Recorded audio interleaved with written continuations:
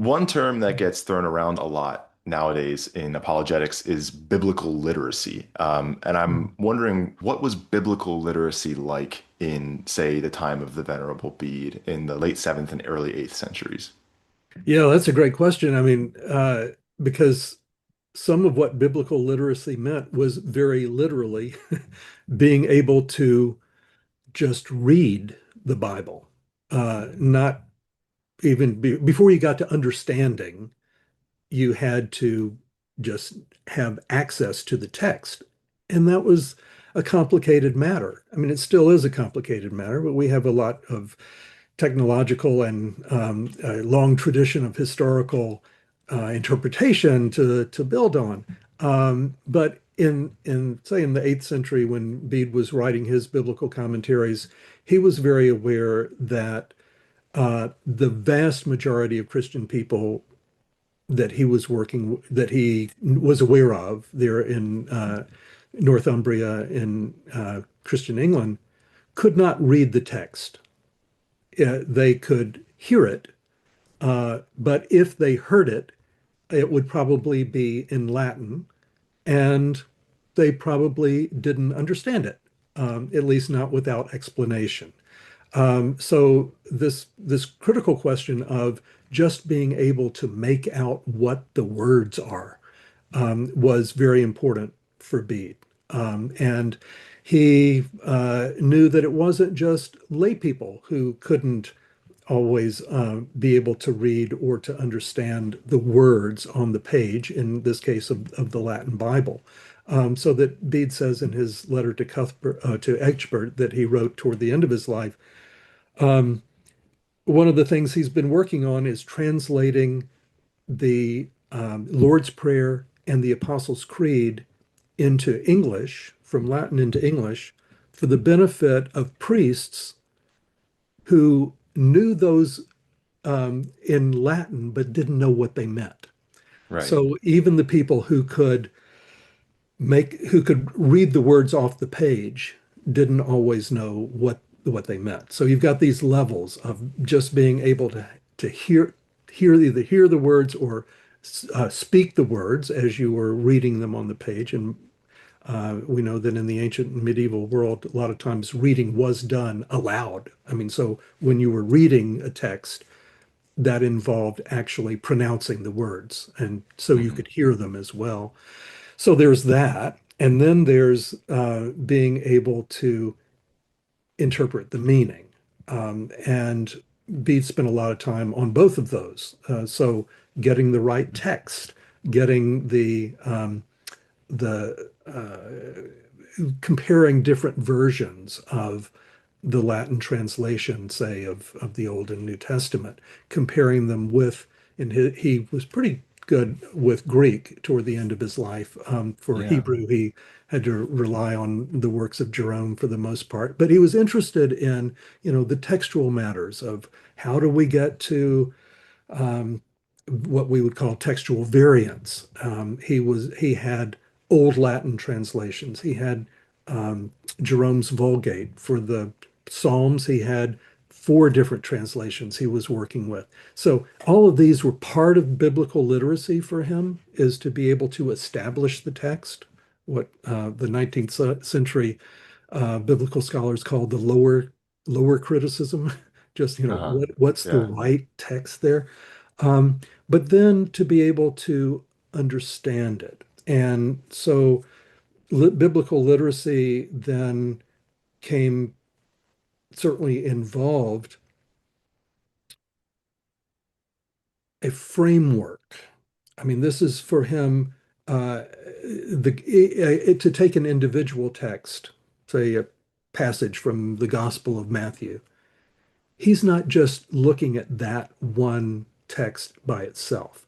He's looking at that in, for him, the understanding of the scope of salvation history, what he got from Augustine, the ages of the world, beginning Mhm. from creation all the way up to the present day. And so part of what he's doing when he's looking at a particular passage is how does that fit in this whole story?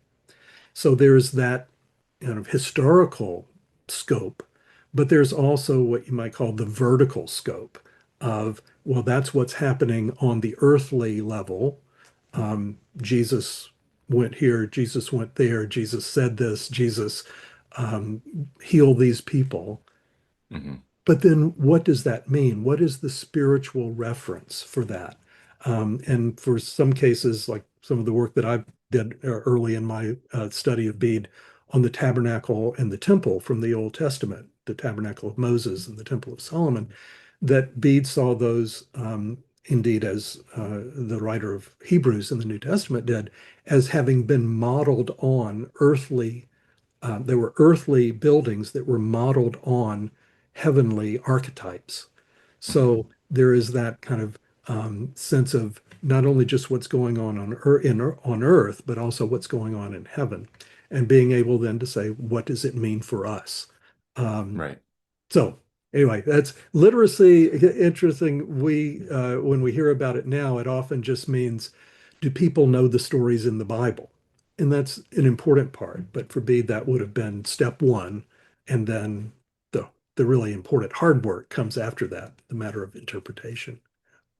So we should understand then in Bede's time that step one, the first Mhm. problem is that it's in Latin. It's in a Latin and that it really ought to be in Latin. Although he did translate the Gospel of John into Old English, which unfortunately we lost. Yeah, he That's was something working that, on it. He died before he finished.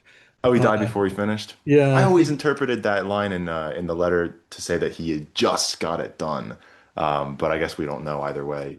I Um, think he got that part of it done. Yeah, because it tells us that's in the letter of Cuthbert, not the famous Cuthbert, but another right, the Cuthbert, other one. that one of three actually that we know about in his milieu there. But yeah, it says that he was where, and it tells us what verse he got up to. I forgot where it Oh, was. really?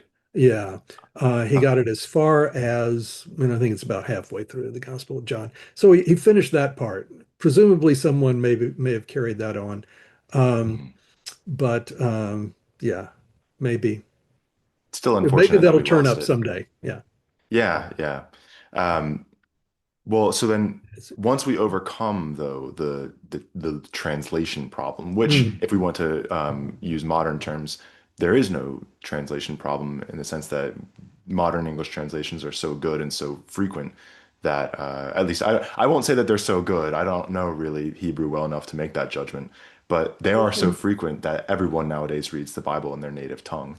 So that's not necessarily a problem. The problem then becomes how do we understand it? And that's two words that you use frequently in your research that I want to ask you about. mm. One, the most common, I think, to talk about this kind of thing, exegesis. What, how would you define exegesis, at least in the way that Bede is doing it? Yeah, well, it wasn't a term that he used. Right. So it's a Greek word, but it means to, to bring out, to bring the meaning out of the text. So I think that's the simplest way. It's getting the meaning out. Hmm. But what's interesting is that it's not self-evident. So just by using the term exegesis, we're saying someone has to do the work Hmm. of finding that meaning, and Bede certainly would have agreed with that. It's labor, it's scholarship, it requires discipline, it requires the tools of knowing the language, knowing the grammar. That's what he spent a lot of his work was devoted to questions. He wrote books about orthography, about on the art of poetry, on the schemes and tropes, the figures, the allegories, allegorical images and symbols that are in Scripture. So yeah, you've got to do the work to make it. It's not so. A lot of times, I mean, I think we hear about in that again the modern biblical literacy thing. It's like if you know the story, if you can read the text, then it's pretty much self-evident. And B would say, no, no, it's not. It takes a lot of work, and not just on the part of an individual. It's a communal exercise, and not only of people that are alive today. He was very aware of being in a long tradition of interpreters that so he would consult um, other writers before him, particularly from the patristic period, that had dealt with the same text or with related texts. And he would compare them with each other and he would say, well, Ambrose says this, but Jerome says that. On the basis, I'd go with Ambrose on this one. I mean, there are things Hmm. like um, he recognized that the work of exegesis was something that was in a way never ending. You don't have I mean, like you talked about, yes, there are lots of English translations available now so that people can, who speaking or native English speakers can read the Bible in their own language. But it's actually helpful, but also confusing sometimes that there's so many translations and they don't always agree. Right. Um, yeah, so then you have to, what do you do when you've got five different translations of the same verse? Um, you then have to go further and go back to the original languages, but you also have to look at the people who translated the King James version in in that period. What were they motivated by? What kinds of biases, prejudices, preconceptions were they working with that we have to allow for? Same thing for contemporary translators. Translation is not, even though, yeah, you can now get GPT to do a translation, but all that's doing is pulling together previous work that's been done. Uh, every translation is an interpretation, but it's also, famously to translate is to be a traitor. The translator is Hmm. a traitor. You cannot capture it all, so you're always there's always a surplus there of the meaning that can't be completely worked out in translation. And that was something Bede was very aware of. That he, even though for him the Latin, particularly Jerome's Vulgate, was the authoritative text, he would still recognize and when he could, he would go back to the Hebrew, he would go back to the Greek. He knew there was something behind that. And it's that yeah, never-ending process of you can always find more. Whether it's he would consult encyclopedias and things that would tell him about the plants that were in the ancient Near East or about customs of what the tribal people did in Canaan, and those kinds of things were all fascinating to him. He wanted to learn as much as he could about it. Hmm. I thought it was really interesting reading his retraction on Acts, Mm. which, as I understand, is one of his latest Hmm. works on biblical commentary, and referencing Greek so often. Sometimes it almost feels like he's correcting Jerome, or at least informing the reading of the Latin, saying like when we say tenebras, it doesn't have to be plural because the Greek word is actually singular here. We shouldn't understand this as shadows. That was just how Jerome translated it, that kind of thing. Yep. I actually found he blamed Jerome once for a mistake that he made, which I thought was pretty funny. He had written in his earlier Acts commentary that the word for like to prophecy also meant mouth of the abyss in Hebrew. Mm. I think the specific word, the word python, Bede thinks that it means mouth of the abyss in Hebrew, and he says that in his first Acts commentary. And then in the second one, he says, "Well, the reason I thought that is because I read it in Jerome, but now I'm realizing that Jerome was actually wrong about this." He says it very politely, very Yeah. reverently, Yeah. but he does Yeah. kind of Yeah. blame Jerome. Authorities, the fathers were authorities for him, but not um, infallible authorities. Hmm. And part of that was he was aware that they sometimes changed their minds and they didn't all agree. And so he saw himself very much, I think, as part of the same enterprise. I mean, he was on the same team. Hmm. But it didn't mean that he was going to just, uncritically accept everything that he read somewhere. in any of the works of the fathers. Yeah. His biggest sources for these commentaries seem to have been Jerome, Augustine, Ambrose, and Gregory, if I'm not mistaken, right? Those are the four, and actually, he is the first one that we know of who named those four as the fathers as a group. You know, he said Hmm. these are the fathers of the church, the fathers of the Western church, and those weren't the only ones that he consulted. I mean, he'd read anybody that he could find, but those were the main ones, and he did recognize them as a group as being the kind of the A team of Hmm. patristic commentators. Yeah. Right. Another word that you used, allegory. Hmm. I think this is probably the easiest way for people to understand this kind of biblical commentary is that it's allegorical. But is it that simple? I think sometimes you use the phrase the allegorical mode of interpretation. Right. What would you say about this kind of like habit of allegorically interpreting things? Is that kind of what we should understand Bede to be doing most of the time? Yeah, so he actually uses the word, and other medieval commentators do, in both a specific sense and a narrower sense and in a broader sense. So in the broader sense, allegory, again, this is a Greek word, it means speaking of something else. Mhm. So in a way, every time that you use a metaphor, every time you use a symbol, that's allegorical. It's saying, yeah, I'm talking about this, but it really I'm doing that as a way of talking about something else. So allegory Mhm. is speaking of something else. So within the context of biblical interpretation, allegory then is at its again most general level, reading the Bible and seeing that those stories, those sayings, those uh, prayers, whatever it is that we're reading in Scripture, um, they have a meaning beyond their own local context.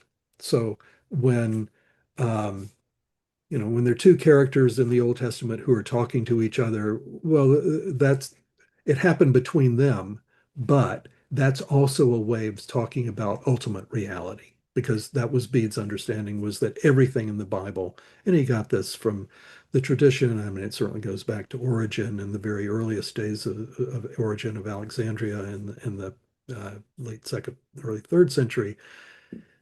The Bible is every word in the Bible has a deeper meaning. And so, in the general sense, allegory is just a recognition of that. The Bible is always about a greater spiritual reality. But they also use the term allegory more uh, specifically in that's kind of, and this gets to what you were talking about, the allegorical mode. Within that, there are traditionally four different ways of being of allegorical interpretation, or four different levels. Um, so, and Bede actually is not the first, certainly to identify this, but he becomes he's one of the ones who develops this scheme in a way that becomes very influential throughout the Middle Ages.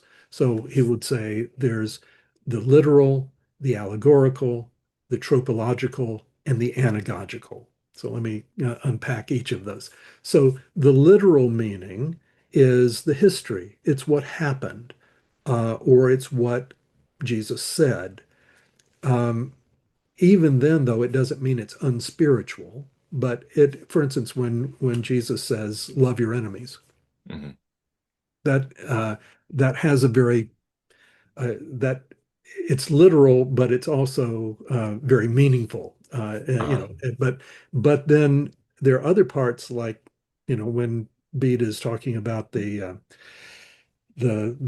tabernacle, every color has a meaning of the draperies on the wall, how the number of pillars there are the number of tent posts there are in the tabernacle of Moses. Uh, that has a meaning. Everything has a meaning. But so the literal is just what's there. Then this way, and allegorical in this kind of stricter sense, has to do with Christ in the church. So, and he again he uses the example of the Temple of Solomon. So literally, it was a a building in Jerusalem. Mhm. Allegorically, it's the church. The temple of God is the Christian church. Then the third level is the tropological, or what we call the moral level. It's at the level of the individual soul. So the individual Christian person. What does it mean for me as in how I live my life? And the fourth level then is called the anagogical level, which means what leading above, analogical, being Yeah. being brought the word that takes us up. And so it's the heavenly meaning. In that case, the temple of God is the New Jerusalem in heaven. So you have these four levels, and theoretically, Bede is saying every verse or almost every verse in Scripture can be interpreted at each of those four levels. I say almost because he at one point says the Song of Songs doesn't have a literal meaning. Um, there are parts of, I mean, obviously it did, but he didn't want to discuss that at length. We can talk about that later.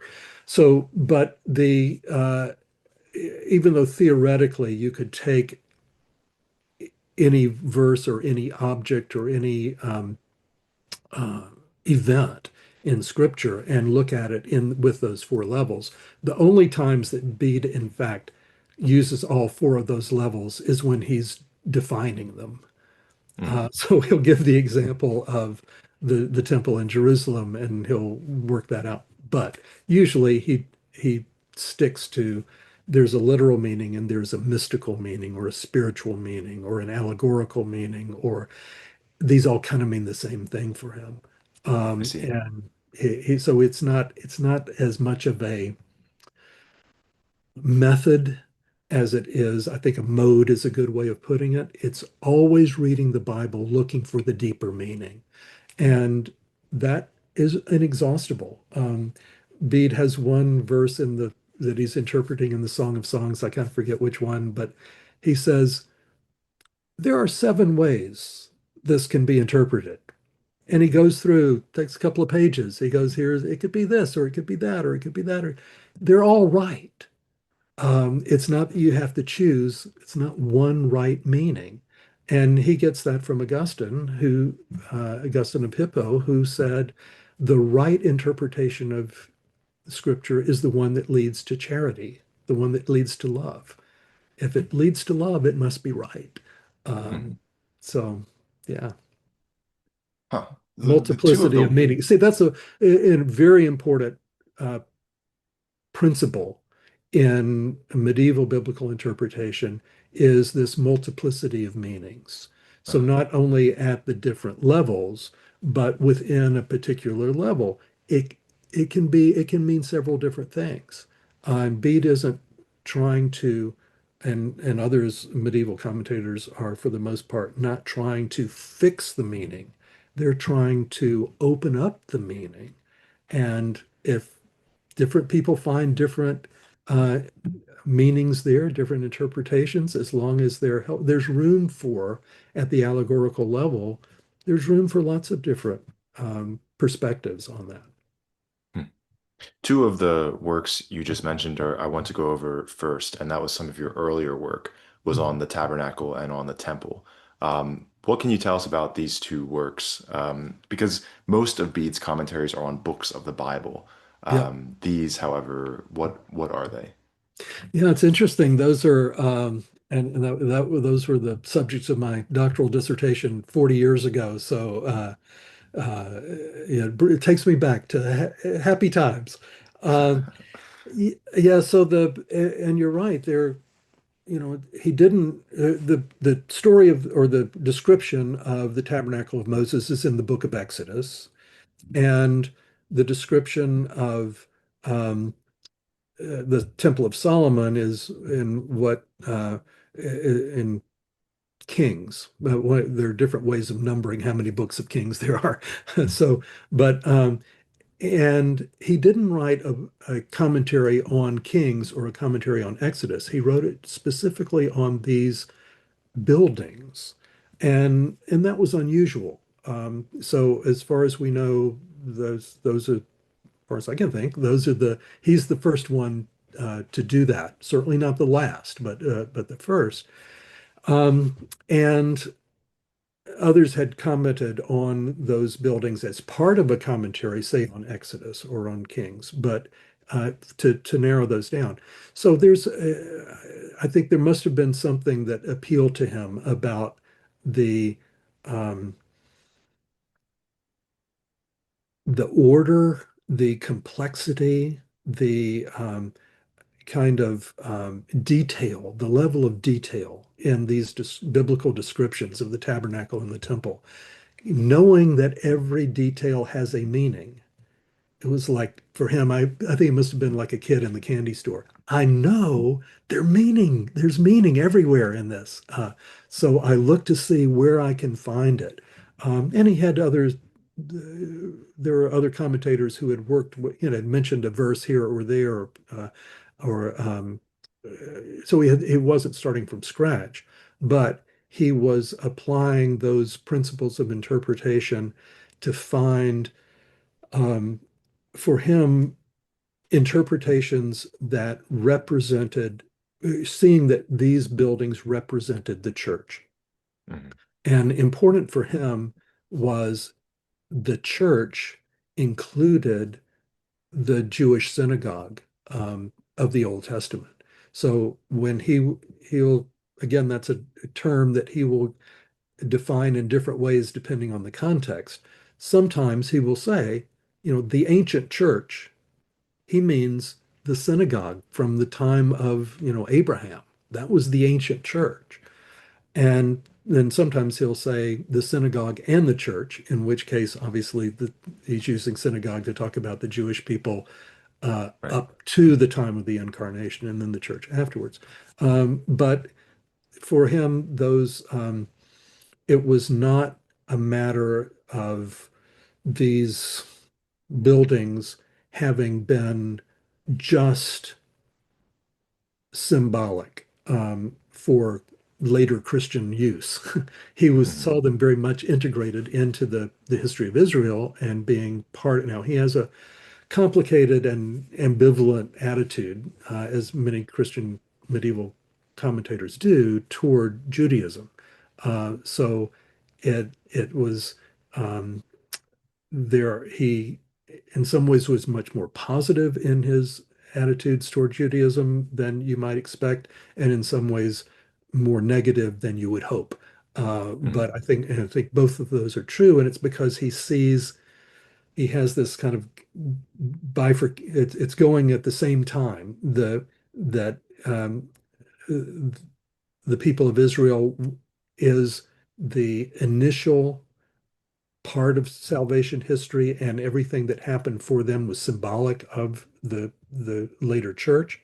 And he's also aware that there is a continuing Judaism that did not accept the Christian gospel and therefore is outside.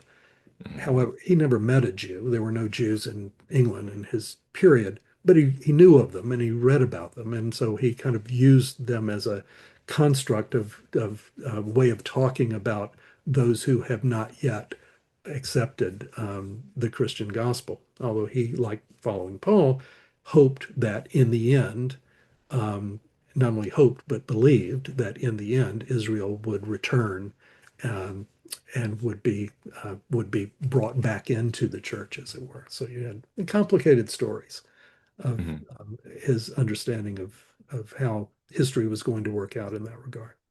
But yeah, if you want to get back to the buildings, we can do that. Yeah. No, I think that's a good point. I was recently just reading his hymn on the Ascension, where he Mm. talks about how he at length, I think, I'm not sure how at length it was, but he talks about how the Jews and the Gentiles will then be together and they will both praise Christ. Yeah. And it's also interesting how much he trusts Josephus as well. Mhm. And really thinks very clearly, very highly of him, even though he's not Christian. Yeah. Um, he was Yeah. just, But he a was Hebrew there. scholar. I Hmm. mean, for Josephus writing in the first century was closer both in time and in place to those things. Josephus was a priest. He knew things that were happening in the temple, Hmm. and Bede would happily take all the information that he could from him, but just as he would take very familiar with the writings of Pliny on natural history, and he Right. would accept, so he wasn't saying I would only read Christian authors. He was very happy to take whatever he could from various sources of information. And yeah. Hmm.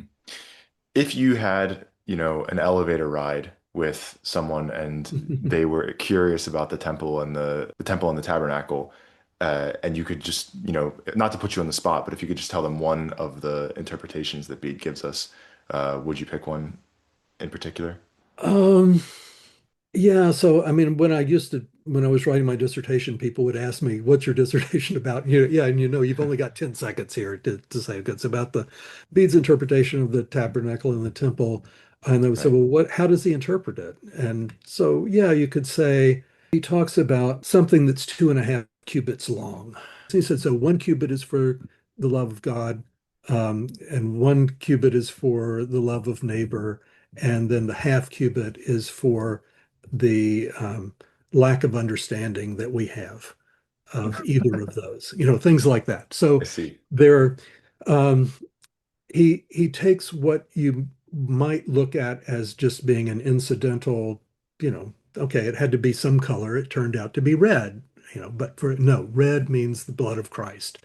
The Every dimension, there are 12 posts in the temple. That obviously stands for the 12 apostles, etc. So yeah, it's that's the way that I described it, is just his looking at each detail as having a spiritual meaning, and um, particularly regarding the life of the church today. So he was interested in what this meant for pastors, for teachers. You know, how do you for instance, the bells on the priest's garment that were attached at the bottom, so they would ring whenever the priest walked across the floor.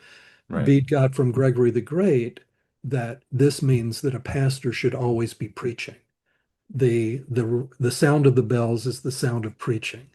And so never be without preachers never be without your bells, would be the kind of moral interpretation that he would take from that. Um, Uh, yeah. the first time I encountered your scholarship was in studying the Song of Songs, which I think is probably the most interesting exegesis that Bede wrote, in my opinion, because Yeah, there's I'm not so going to much to disagree talk with you. about. Yeah, I agree with it.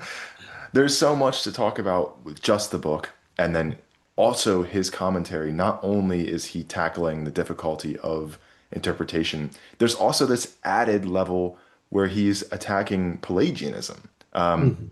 And if you could first, before we get into the actual interpretation of the Song of Songs, if you could first just kind of talk about what is he doing here? Why does he launch into this sort of tirade against Pelagianism in the beginning of Yeah. his commentary on the Song of Songs? Yeah, well, the reason is because he had a commentary on the Song of Songs that had been written by a guy named Julian of Eclanum. Julian was a fifth century, late fourth, early fifth century Italian bishop who was a follower and kind of co-conspirator with Pelagius, and very well-known, influential, and extremely prolific in his writings, in which he argued, as did Pelagius, that well, it's complicated what they argued as any but Bede would say they argued that we don't need the grace of God to be saved. We can do it on our own strength. Now, Pelagius and Julian would say, no, we do need the grace of God. We have the grace of God that comes to us in many different forms. We have, first of all, the grace of creation, that we are given minds to think. We are given bodies to be able to live out our vocation in the world. So we have the grace of creation. We have the grace of the example that Jesus has given us. So we can follow what he has done. We have his teachings, and we have the grace of the Holy Spirit that even now provides an kind of it's like a booster rocket. Yes, we do what we can to avoid sin and to do the right thing, and then the grace of the Holy Spirit um, gives us that extra push that we need to get over the finish line, as it were. Mhm. And so Julian had written a commentary on the Song of Songs that in which he had a what appears to be we don't have it any longer except for a few parts of it that Bede has quoted. But it seems that he wrote the first part as a kind of doctrinal theological presentation of the Pelagian tradition position, and then he moved in the second book to a verse by verse commentary on the Song of Songs. That commentary was circulating in Bede's Northumbria under the name of Jerome. And so Ah, there were people reading it thinking they were, it's by Jerome, it must be good. And um, actually, yeah, so Bede had to say, no, that one, it's not by Jerome, it's by Julian of Eclanum. And let me tell you about that snake in the grass, he calls him. mhm. Uh, he says after Pelagius, he's the main antagonist against the grace of God and against Augustine, who was the proponent of God's grace. So that's the way that Bede sets it up. He says you need to know, be aware of this commentary. It's by Julian. He's a Pelagian. Best thing to do is to avoid it altogether, but at least to be aware of the the prejudice that's in there. Now, interestingly, when Bede gets later into writing that's in the preface, in his own commentary, he quotes Julian a couple of times and seems to agree with him. So it's not like he disagreed with everything Julian said. He had some good points. He read the whole thing, but he Uh-huh. picked out just a couple of good parts. And Bede says that's the way heretics are. They they they combine enough of the truth in with their falsehood that you swallow the whole pill and you think, oh, because parts of it are good, but you have to be able to sift it, the good from the evil, and to be able to just focus on the good part. So he kind of does that for his readers. Um, so that's why he spends that first book of his actually there's 7 books in his commentary on the Song of Songs. The first one is against Julian of Eclanum. The last Mhm. book is a collection of excerpts from what Gregory the Great said in various commentaries where he mentioned a verse or two of the Song of Songs. Bede didn't have Gregory's actual commentary on the song, we think, because otherwise he would have referred to it. Right. Um, and then in between, you have 5 books of Bede's own commentary, verse by verse, on the song. But that's why it's in the song commentary that he has this word or this caution against Julian.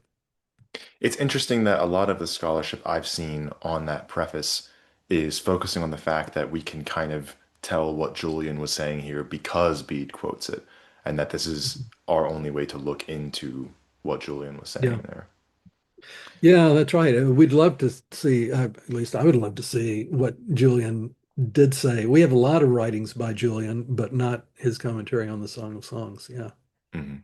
I also noted that some people implied that Julian was reading the text literally of the Song of Songs, Mhm. which also seems to have been a misconception, that Julian also had a very allegorical understanding. Yeah, I mean, so people have jumped to some conclusions, I think I should say.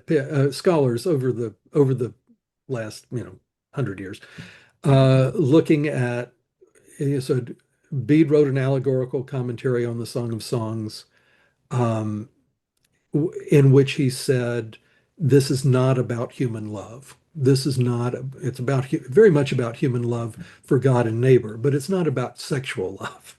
Hmm. Even though the Song of Songs is full of descriptions of bodily parts and what they want to do to each other's bodily parts. But no, that's not what it's literally. There is no, don't look at that mid literal meaning. It's about, Christ and the church. And so people have said, therefore, Julian must have said the opposite. Julian must have said it's all only about human love. Hmm. But the little few parts that Bede does quote from Julian's commentary, it's clear that Julian was speaking allegorically too. I mean, so he would, say, I forget all the details, but there were parts that he was referring to angels' wings or to, this refers to Christ. And so Julian had his own allegorical interpretation going. The difference is in their conclusions. Right. So that what Julian was saying was, um, it wasn't so much that Julian, from what we can get, was celebrating what we think of as romantic human love. What his Julian's point was, there's nothing wrong with procreation and with the sex that is involved in procreation, because this whole original sin thing that Augustine made up is a crock. That's what Uh-huh. Julian is saying. Is, they're holy. Sex is holy because it's a gift of God, and it produces new human beings who are sinless at the beginning. They mess up, they need to be forgiven, even infants need to be baptized, all that's true, but at the very beginning, there's no there's no taint of original sin that gets passed on in the sexual act. That's Hmm. where Julian and Bede have their big disagreement. I mean, well, Julian was centuries earlier, so Julian said it Right. and Bede disagreed with it. Well, we've got that level then of Mhm. the Julian Pelagianism, and we've alluded to this already, but what then is the further difficulty that Bede faces in interpreting the Song of Songs? Well, I mean, the biggest one is that it sure looks like it's about sex.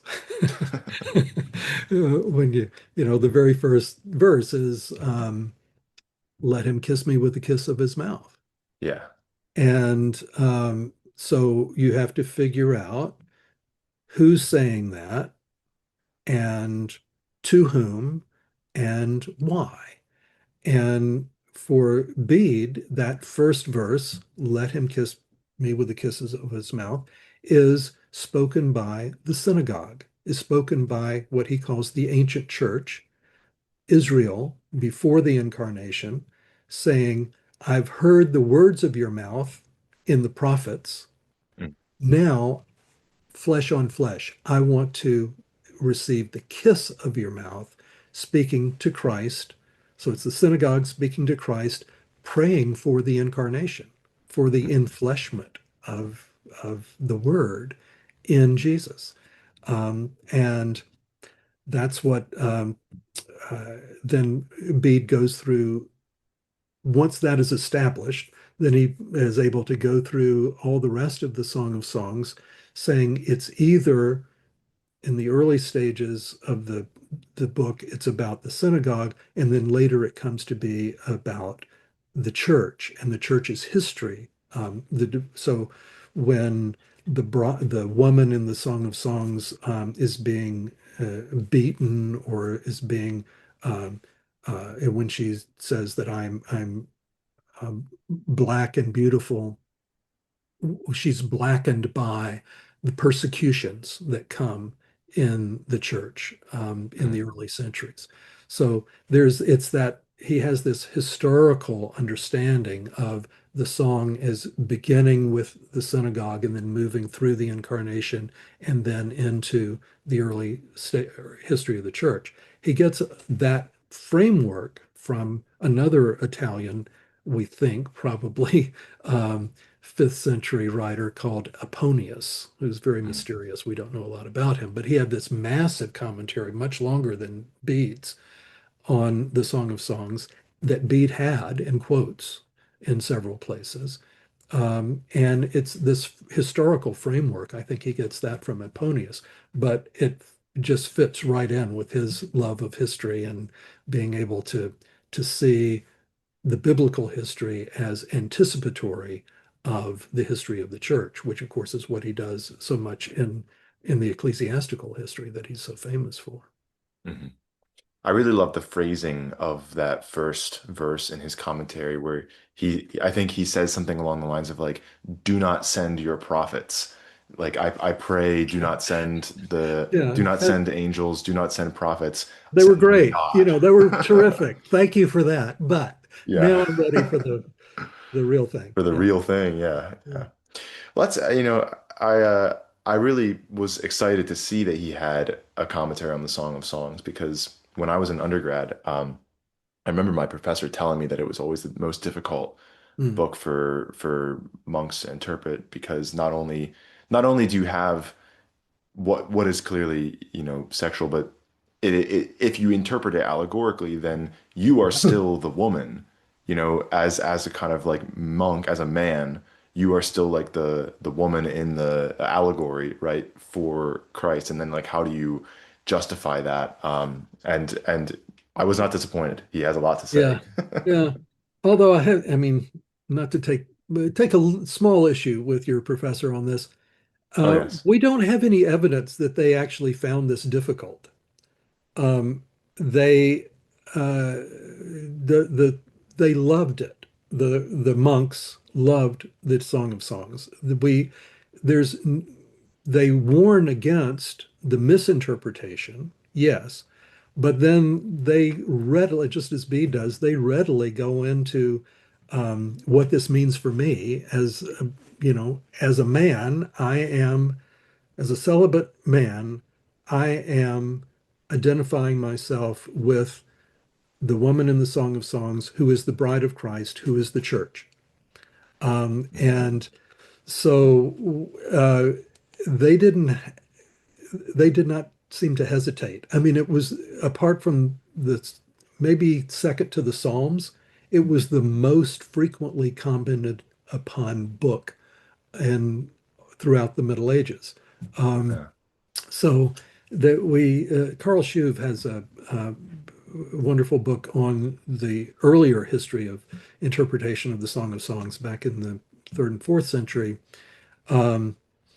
And he says even then you didn't have this hesitation. They were careful to say it's not literally about human sexuality, Mhm. but having established that, they dive right in. Very, and the didn't the whole what we would call gender bending aspect of medieval commentary on the Song of Songs um, does not seem to have been a problem. Hmm. The with males identifying themselves with the female voice in the song. No, I see what you're saying. I think I would agree with you as well. Uh, We see the it as hard. We think it must be hard for them. Uh, and I think that, but for them, once they just had a more fluid imagination, I think, and we're accustomed to um, imagining themselves into other characters, perhaps. They Mhm. didn't have this sort of, it was part of the whole allegorical mode of thinking that invites one to to be imaginative and to use these symbolic, so you will remember that early in that first chapter of the song, as Bede is commenting on what comes across in Latin as seeming unusual, that where it's Christ who is said to have breasts, um, Mhm. and because he's got it set up that it's the woman speaking to the man and speaking about, your breasts. Now, in Hebrew, the word actually means love, not breasts, but it gets pointed differently, and it goes into the Greek and then into the Latin as and Bede says this should not surprise us because in Scripture, uh, Christ the Word is often referred to as a feminine figure. Mhm. And he quotes from Isaiah and he quotes from Matthew with the Jesus saying, um, as a hen, I would love to gather Jerusalem like chicks under my wing. And in the book of Revelation, it's referred to as the breast of Christ. So he just says, yeah, Christ, just as the monks readily see themselves in the feminine role of the soul, which is a anima, the feminine uh, noun, they Mhm. also see Christ as being, yes, the word, but also the wisdom, Sophia, feminine figure that comes from Proverbs and other wisdom books in the Old Testament. And this is again, this is not just Bede. This is the tradition all the way through, so Mhm. that the feminine aspects of Christ the Word, the feminine aspects of the church, these can be they enrich all of these different metaphors enrich the understanding both of God and of the human response to God. Yeah. You have a paper on this in your book, which I should mention your book on Bede's biblical exegesis on Christ's sort of like feminine portrayal Yeah. in the Bible, and that book will be in the description, by the way. I'll have the link to that for anyone who wants to read more. And I wanted to mention as well You that can hold it up. oh, wonderful. Okay, does that work? It's not. I understand it's It, not really working very well because you got the screen. But anyway, yeah, it's I'll here. just put a picture of it up All right, so there you people go. can see. Good. But at the end, you get to a lot of your more recent scholarship in the last Mm. couple years, talking about his sort of spirituality in general. Yes. And I wanted to kind of ask a couple questions about these. So you mentioned Bede and his sort of mysticism. One word that you talk about is his perfecti, which I've always had a difficult time understanding when he mentions them because my English brain goes Mm. immediately to perfect. But that's not Right. quite what he means by that.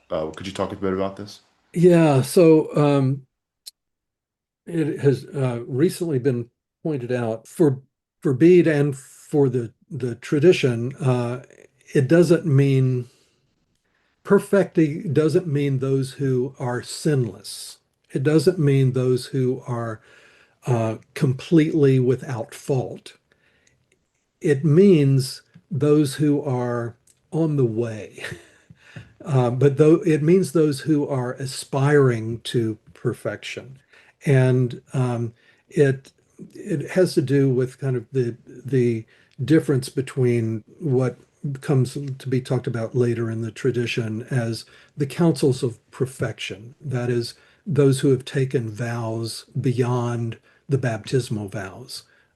So the the vows of poverty, chastity, and obedience. That if you want, and it all goes back to that verse in Matthew, if you want to be perfect, then um, sell what you have. Jesus speaking to the rich young ruler. That's kind of a conflation of different gospels, but he's rich in one, he's young in another.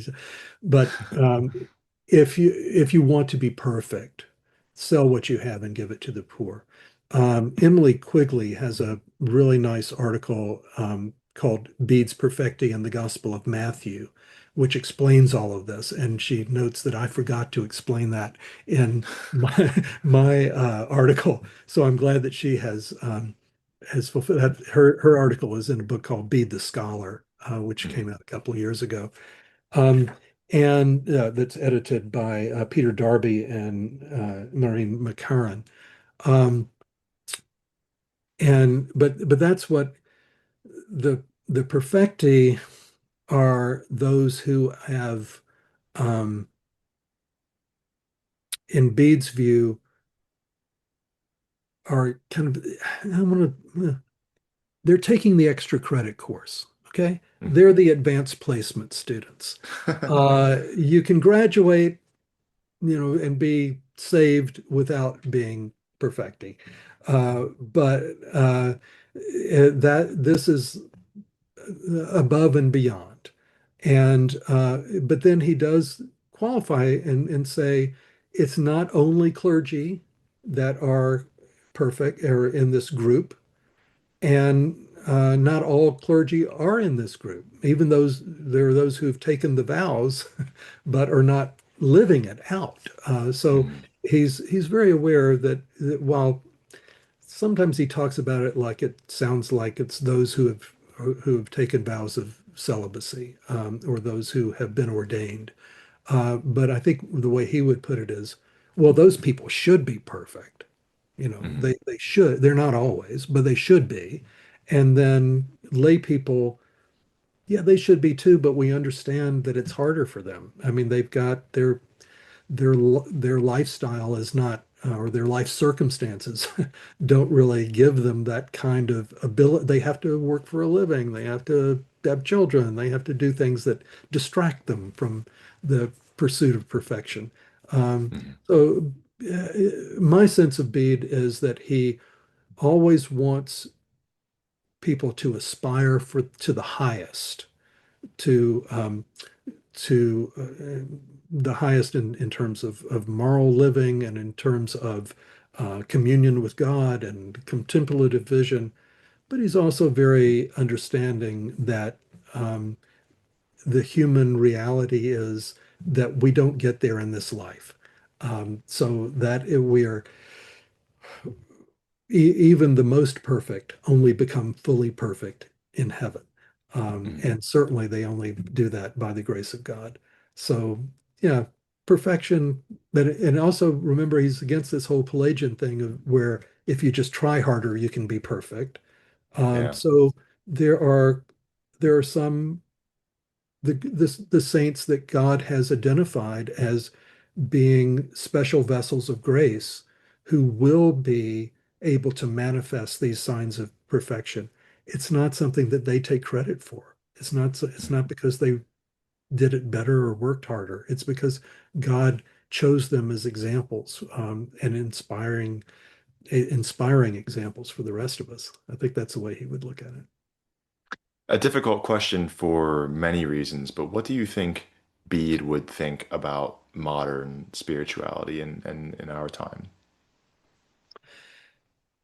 Uh, well, a lot of, I mean, interesting. Who's modern spirituality? You That's know, part of the question, I guess. yeah, excuse me. I mean, I think in general, he would say, yeah, we had all those problems too.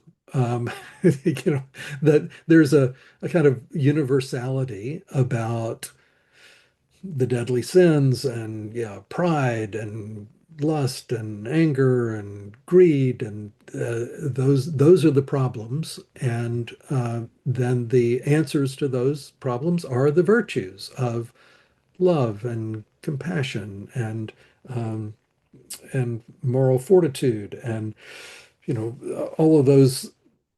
That's universal. But when you look at how it's being played out, I think so. What would he caution us about the most, I suppose? Uh, I think he would be troubled by what he would see as laxity or a failure of resolve or a failure of nerve in the Mm, Christian churches, as he was in his own day. I mean, so a lot of recent scholarship in the last 30, 40 years has been focused on Bede's agenda for reform and how he wanted the church in his day to live up to the ideals that it professed.